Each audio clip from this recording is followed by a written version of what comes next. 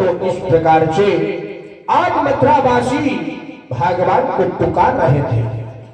इधर कंस परेशान हो रहा है। श्री सुखदेव जी महाराज कह रहे हैं दिन प्रतिदिन बढ़ता हुआ जा रहा था। कंस इधर राह ही देख रहा था कि दिन पर दिन हो रहा था। इधर कंस विकराल और उधर देवकी के हुआ पैदा पहला लाल।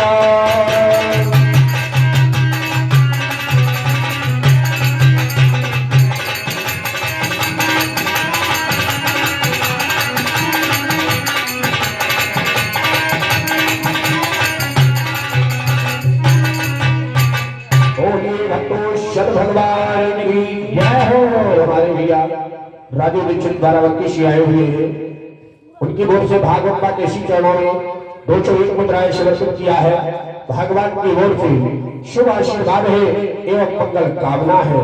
बोलिए भागवत भगवान की जय हो। आदि देवकी के जब पहला पुत्र पैदा होता है तो आज वसुदेव जी कहने लगे कि वसुदेव बोले उठे देवी, कि वसुदेव बोले उठे देवी, लावो ये ऋण भुगताया।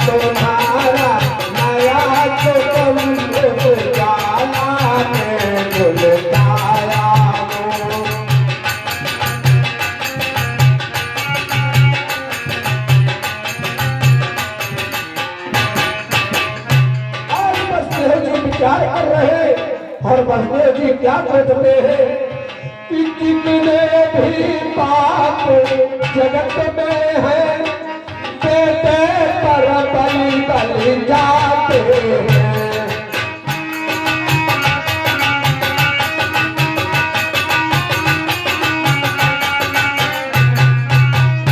कितने भी पाप जगत में है, बेटे पर बलि बलि जाते हैं।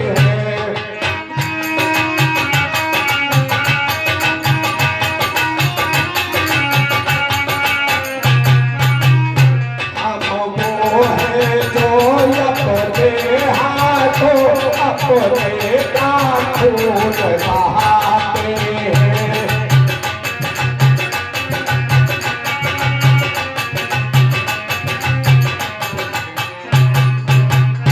हम वो है जो अपने हाथों अपने का खून बहाते हैं।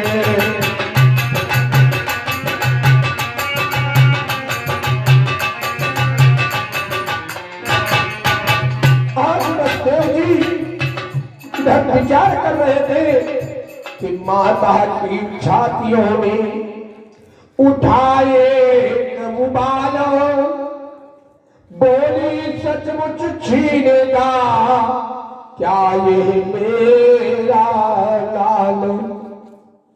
आज देवकी विचार कर रही है, अरे मेरे स्वामी कह रही है क्या मेरे को मेरे लाला को छीनेंगे तो। और आज कहने लगी कि ले जाओ पर ठहरो इतना, कि ले जाओ पर ठहरो इतना, कह दो क्या ये मनुष्यता है।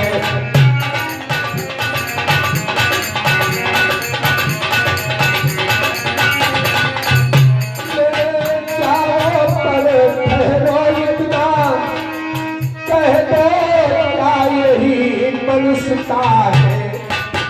अरे पक्षियों और पशुओं में भी, पक्षियों और पशुओं में भी होती बच्चे की ममता है।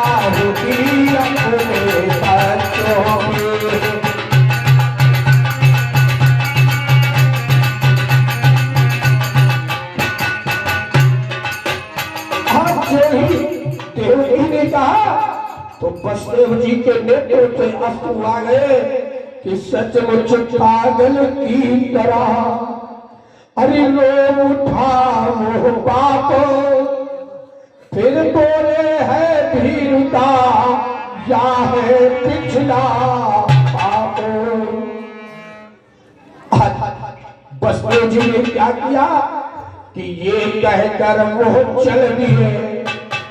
अरे पुत्र सहित तत्काल मां चिल्लाती गई, हाथे लाल।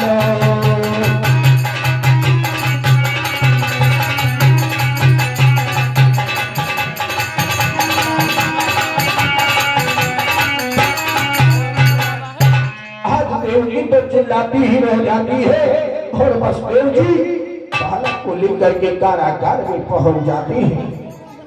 इधर कंस ने जब देखा तो कहा अरे बसदेव जी, ये तो मेरी बहन का पहला लाल है, इसको ले जाओ और कह दो मेरी बहन से इसका लालन पालन करे। आकाशवाणी तो अष्टम लाल के लिए हुई है, मुझे आठवां लाल चाहिए।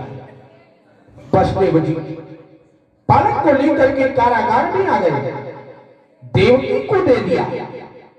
इधर देवताओं में हलचल मच गई, ये क्या? जब तक कंस बाल हत्या नहीं करेगा तो पाप का घड़ा नहीं भरेगा, और जब पाप का घड़ा नहीं भरेगा तो भगवान का अवतार नहीं होगा। अब तो बाल हत्या कराना है। देव ऋषि नारद को भेज दिया और नारद जी जाकर के कहने लगे कि हे राजन, मैंने सुना है कि आपकी बहन के पुत्र पैदा हुआ। कहा तो आपने तो उसका वध कर दिया होगा। कहा नहीं देव ऋषि, आकाशवाणी आठवीं संतान के लिए हुई थी, इसलिए मैंने उसका वध नहीं किया है, मुझे तो अष्टम संतान चाहिए। देव ऋषि नारद पृथ्वी पर बैठ गए और बैठ करके 8 लाइन खींच दी कि पृथ्वी पर रेखाएं खींची और फिर कहा मुझे समझाओ तो।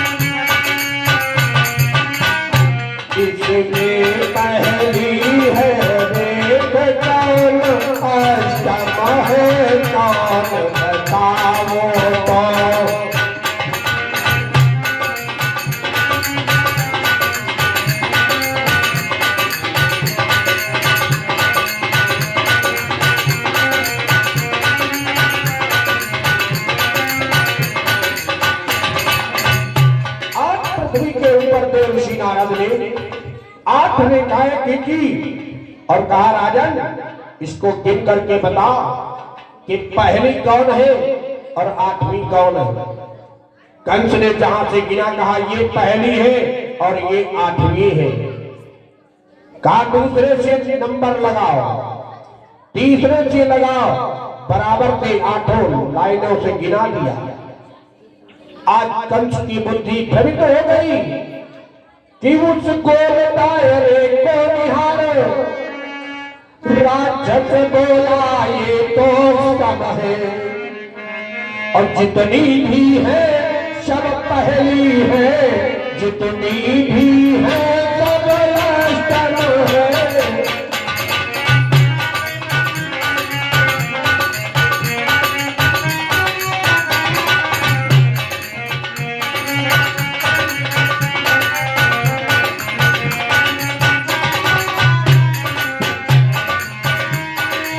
आप जो ही कहने लगे कि राजन ये तो जितनी भी है सब पहली ही नजर आ रही है और जितनी है सब अष्टम नजर आ रही। क्यों ही नारद जी बोल पड़े कि तब नारद तब तो बोल उठे, यो ही बच्चों का क्रम हो सकता है कि पहला अष्टम पहला हो सकता है और पहला अष्टम हो सकता है।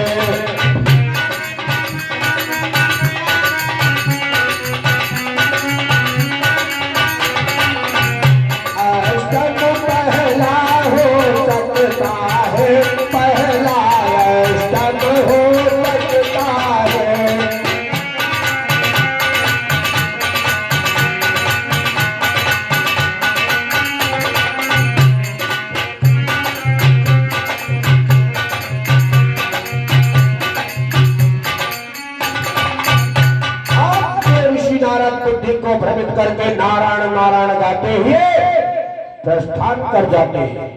इधर कंस तुरंत कारागार में सूचना दिया, कहा जा। और कंस ने कहा जा करके सैनिकों वसुदेव जी से कह दो कि पुत्र के सहित कारागार में उपस्थित हो। आज जो ही वसुदेव जी सूचना पाई, पुत्र को लेकर के कारागार में पहुंच जाते हैं कि जिस दिन वसुदेव ने पहुंचाया, वसुदेव ने जिस दिन पहला लाल, और उस दिन से कुछ कंस ने उनका किया ख्याल।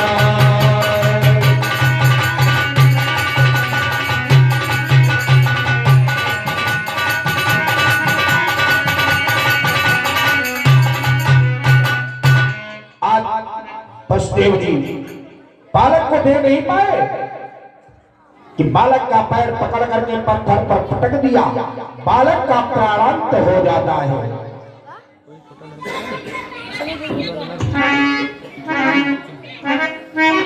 बोलिए भक्तों भगवान की जय हो। इधर से सुखदेव जी महाराज कहते हैं राजन इसी तरह से एक करके कंस ने देवकी के 6 संतानों को समाप्त कर दिया।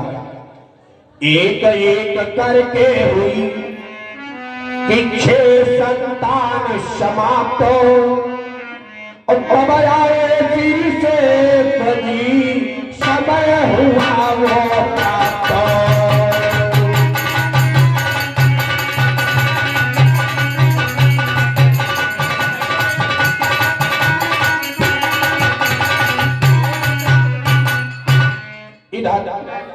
जब समय देवकी ने 7वां गर्भ धारण किया तो उसी समय योग माया से कहा, योग माया अब वो समय आ चुका है और देवकी के गर्भ को निकाल करके रोहिणी के गर्भ में स्थापित कर दो। योग माया ने देवकी के गर्भ को निकाल करके रोहिणी के गर्भ में स्थापित कर दिया। और इधर समय आने पर रोहिणी ने, भादव का महीना था, अंधेरिया रात्रि थी और छठ तिथि थी, एक बालक को जन्म दिया। और इधर धीरे धीरे समय बढ़ा और कंस को जब सूचना मिली तो कंस बहुत परेशान होने लगा और सोचता है कि मैंने एक एक करके 6 संतानों को अपने हाथ से वध किया है, अब मेरे भय के कारण अब तो गर्भपात भी होने लगे। जब 8वां नंबर आया तो राजा कंस को भय पैदा होने लगा। 7 तालाओं के भीतर वसुदेव और देवकी को डाल दिया, डबल पहरा लगवा दिया कि जो ही बालक का जन्म हो हमें तुरंत सूचना मिलनी चाहिए। आज मथुरावासी जब ऐसा देखा तो मथुरावासी से नहीं रहा गया।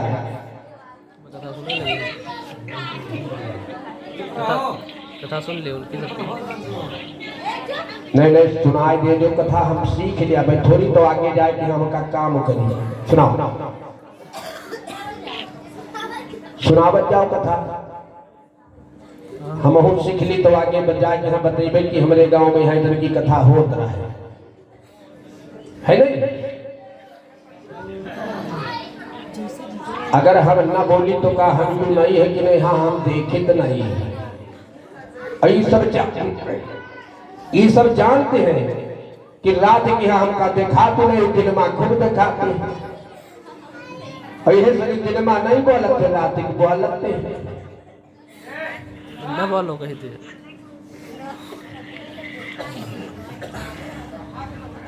बोलिए भक्तों सर भगवान की जय हो, भागवत भगवान की जय हो। आज भक्तों मथुरावासी से ये देखा नहीं गया और मथुरावासियों के नेत्र में अश्रु की धार बहने लगी और आज मथुरावासी प्रभु को पुकारने लगे, प्रभु